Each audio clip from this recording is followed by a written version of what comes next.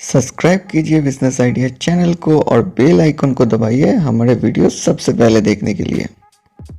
नमस्कार दोस्तों, मेरे चैनल बिजनेस आइडिया में आप सभी को स्वागत है। आज फिर से लाया हूँ आप लोगों के लिए एक नया और बहुत ही इम्पोर्टेंट वीडियो। जैसे कि मैं अपना लास्ट वीडियो में आपको बताया था कि किस तरह आपको जीएसटी रजिस्ट्रेशन लेना है। जीएसटी रजिस्ट्रेशन एक नया बिजनेस के लिए क्यों इम्पोर्टेंट होता है।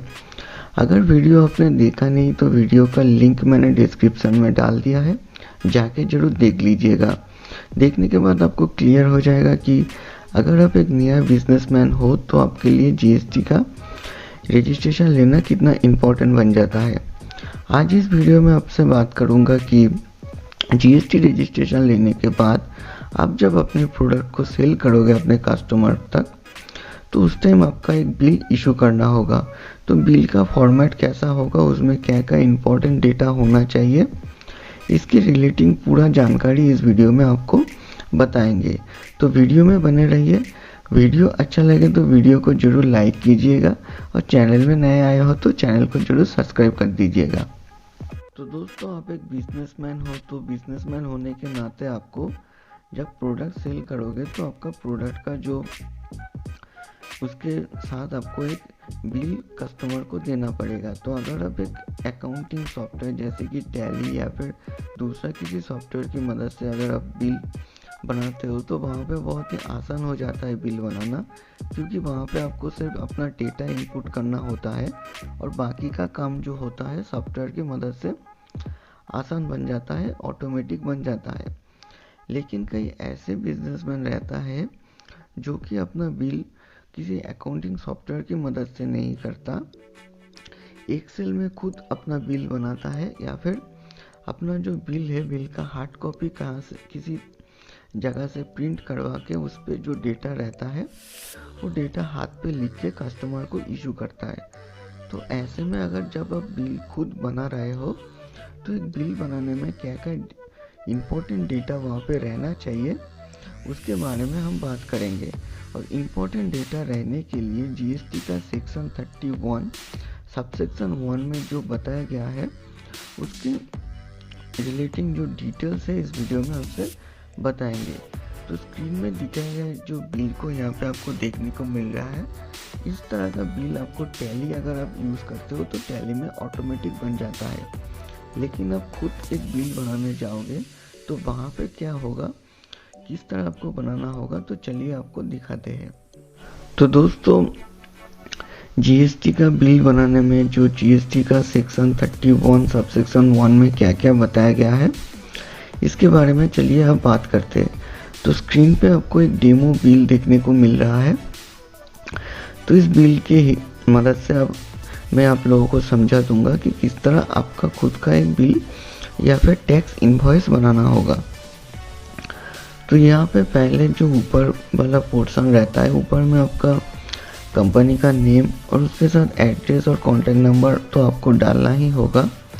उसके साथ साथ आपका जो कंपनी का रजिस्ट्रेशन नंबर मतलब जीएसटी रजिस्ट्रेशन नंबर उसको डालना ही होगा, मतलब वो मैंडेटरी रहता है। उसके बाद आपके बिल के ऊपर जो टैक्स चार्ज होता है, मतलब आप प्रोडक्ट के ऊपर जो टैक्स लगाते हो वो रिवर्स चार्ज बेसिस में पेमेंट होता है या नॉर्मल बेसिस में, तो उसको भी मेंशन करना होगा। और उसके साथ आपका जो इनवॉइस बनेगा, इनवॉइस का किस डेट में इनवॉइस आप बना रहे हो उस डेट को यहाँ पे डालना होगा। और उसके साथ आपका जो इनवॉइस का नंबर होगा, इनवॉइस नंबर हर एक इनवॉइस का अलग अलग नंबर होता है, तो उसी हिसाब से आपका एक इनवॉइस नंबर भी डालना होगा। और उसके साथ जो अगर आप ट्रांसपोर्टर की मदद से माल सेंड करते हो तो ट्रांसपोर्टर का जो डिटेल्स रहता है बिल में मेंशन किया जाएगा। उसके बाद ऊपर आप देखेंगे तो ऊपर आपको 3 ऑप्शन देखने को मिल जाएगा, मतलब आपका जो बिल बनेगा बिल का 3 कॉपी बनेगा। पहला जो कॉपी रहता है वो चला जाएगा आपके बायर के पास, दूसरा कॉपी आपका जो ट्रांसपोर्टर होगा ट्रांसपोर्टर के पास, और तीसरा एक कॉपी आपके खुद के पास रहेगा। मतलब आप जब बिल बनाओगे तो बिल का 3 कॉपी आपको बनाना होगा। तो ये हो गया पहला वाला इम्पोर्टेंट पार्ट। अब दूसरे पार्ट में आते हैं। दूसरे पार्ट में यहाँ पे नीचे देखेंगे तो यहाँ पे आपको दो एड्रेस का पोर्शन देखने को मिल जाएगा, जहाँ पहला लिखा है बिल टू और दूसरे में लिखा है शिप टू। आपको बताते हैं कि बिल टू या उसके साथ शिप टू का मतलब क्या है। मान लीजिए आपसे एक ऑर्डर आया है आपके पास, जिसका कंपनी ऑर्डर किया है, कंपनी ने ऑर्डर किया है बिहार से। आपका वेस्ट बंगाल में कंपनी है और कंपनी आपको ऑर्डर किया है बिहार से। आपका एक ऐसा माल बेचते हो जिस माल को कंपनी खरीद के मैन्युफैक्चर करके एक दूसरा माल बना के मार्केट में बेचेगा। तो ऐसे में क्या होगा कि बिहार में कंपनी ऑर्डर किया है, लेकिन कंपनी चाहता है कि आप माल बिहार में आपके कंपनी के जो ऑर्डर किया है, जो कंपनी ऑर्डर किया है उसके पास ना भेज के उस कंपनी का जो मैन्युफैक्चर, मान लीजिए मैन्युफैक्चरर है झारखंड में माल को आप भेजेंगे। तो ऐसे में क्या होगा, तो एड्रेस तो दो आ गए। तो एड्रेस में बिल टू होगा बिहार वाले कंपनी का मेन हेड ऑफिस के नाम पे, और उसके बाद शिप टू में आएगा जो मैन्युफैक्चरर का एड्रेस होगा, जहाँ पे आपका माल डिलीवरी होगा उस एड्रेस आ जाएगा। तो ऐसे में आपको पहले में बिल टू होगा कंपनी का एड्रेस और दूसरे में आएगा मैन्युफैक्चरर का एड्रेस। अगर ऐसा कोई बात नहीं बनता है, मतलब ऐसा दो एड्रेस नहीं आता है, तो बिल टू या शिप टू में आप सेम एड्रेस डाल सकते हो, कोई प्रॉब्लम नहीं आएगा। उसके बाद वाला जो पोर्शन आता है, ये तो आप सभी को पता ही होता है कि एक बिल में क्या होना चाहिए।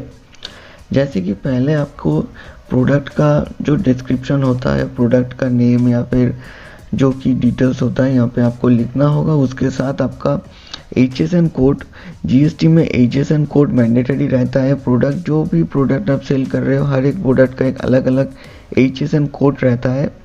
तो HSN कोड आपको यहाँ पे डाल देना होगा।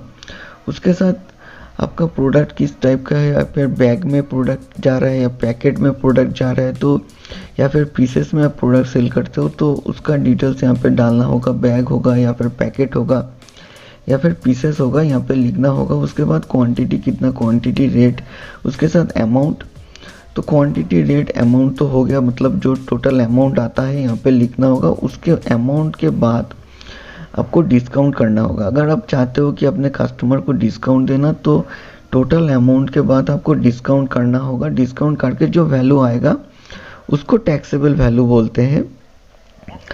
उसके बाद जो टैक्सेबल वैल्यू आएगा, टैक्सेबल वैल्यू के बाद जो पोर्शन आता है, जो टैक्स का पोर्शन होता है, जो अपना प्रोडक्ट के ऊपर जो टैक्स आप चार्ज करोगे, जो कि जो अलग अलग टैक्स रेट होता है, उसके हिसाब से CGST, SGST हो सकता है या फिर IGST हो सकता है। तो ये सारे टोटल को यहाँ पे प्लस करके एक टैक्सेबल वैल्यू बन जाता है, जो कि प्रोडक्ट का फाइनल प्राइस होता है, जो प्राइस या फिर जो कीमत कस्टमर आपको पेमेंट करेगा। उसके बाद नीचे आएंगे, तो नीचे आने के बाद जो टैक्स का जो होता है, टैक्स को अलग अलग तरीके से आपको दिखाना होगा। उसके बाद टोटल टैक्सेबल अमाउंट कितना GST आप कस्टमर से कलेक्ट किए हो, बिल में आपको दिखाना होगा। और उसके बाद GST लेके क्या कीमत अपने कस्टमर से ऊपर चार्ज किया हो, तो उसका भी यहाँ पे दिखाना होगा। और उसके बाद यहाँ पे आपको ऑथोराइज सिग्नेचर की जगह सिग्नेचर करना होगा, और उसके साथ एक स्टैम्प आपको बिल के ऊपर लगाना होगा। और उसके साथ यहाँ पे आपका जो अमाउंट, टोटल फाइनल अमाउंट होगा, यहाँ पे वर्ड में लिखना होगा। और आपका जो बिजनेस का बैंक डिटेल्स है यहाँ पे डाल देना होगा। और उसके बाद आखिर में जो आपका बिल के ऊपर जो टर्म्स एंड कंडीशन रहता है, जैसे कि अलग अलग कंपनी का अलग अलग टर्म्स एंड कंडीशन रहता है। जैसे मान लीजिए 60 डेज़ के बाद अब माल वापस नहीं हो सकता है, रिटर्न नहीं कर सकते हो, या फिर ऐसे पेमेंट के ऊपर, पेमेंट की ड्यू के ऊपर अलग अलग एक 3-4 टर्म्स एंड कंडीशन आपको यहाँ पे डाल देना होगा। तो इस सारे चीज़ को एक बिल में आपको रखना होगा। रखने के बाद ही एक कंप्लीट लीगल बिल बन सकता है। अगर इसमें आप चाहते हो तो अब बिल का जो फॉर्मेट रहता है, फॉर्मेट आप अलग अलग टाइप के बना सकते हो, स्टाइल अलग कर सकते हो। अपना कंपनी का नाम का जो स्टाइल होता है, जो बिल का स्टाइल होता है, आप अपने हिसाब से स्टाइल वाला बिल बना सकते हो, कोई भी प्रॉब्लम नहीं होगा। लेकिन जो मैंने यहाँ पे पॉइंट को बताया, इस सारे पॉइंट बिल में लिखना बहुत ही ज़रूरी है। अगर आप नहीं लिखते हो तो बिल को लीगल बिल नहीं माना जाएगा।